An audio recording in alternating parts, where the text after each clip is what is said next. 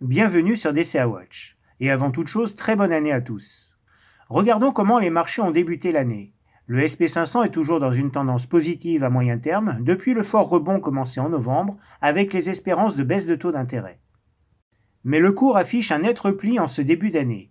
Il se replie sous le plus haut historique qui joue le rôle de résistance. Il pourrait revenir sur son EMA 13 autour des 4580 points sans remettre en cause la tendance haussière. Par contre, en cassant à la baisse le support des 4560 points, le mouvement baissier pourrait s'accentuer. Cela s'explique en partie par la remontée des taux longs, ce qui se traduit par le repli des obligations américaines à 10 ans. Mais cela ne remet pas en question pour l'instant le retournement de tendance positif qui a été identifié depuis novembre. De son côté, le CAC 40 est dans la même configuration que le SP500. En effet, il n'a pas réussi à dépasser son plus haut historique. La tendance reste positive, mais le cours se situe au sommet de son range, entre 6700 et 7600 points, qu'il faudra dépasser pour confirmer le mouvement haussier. La tendance sur l'or est également positive, mais le cours évolue à plat en ce moment depuis qu'il a franchi ses plus hauts historiques.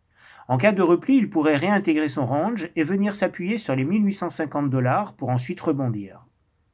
Du côté du VIX, l'indice de la peur, le cours est au plus bas depuis 2020 avant le Covid. Mais il se rapproche de son EMA 13, ce qui pourrait indiquer un retournement de tendance dans les 2 prochaines semaines. Enfin, si on compare les différentes classes d'actifs pour voir où les capitaux ont été investis depuis la remontée des taux par la Fed en 2022, on notera la belle remontée des marchés actions qui sont revenus à l'équilibre. L'or en a également bien profité avec la décrue progressive du dollar. La première semaine de 2024 est donc marquée par des doutes sur la baisse des taux de la Fed et son ampleur, ce qui remet en cause le rallye de fin d'année et fait buter les marchés actions sur leur plus haut historique. Voilà pour cette semaine. Sur ce, bon investissement à tous.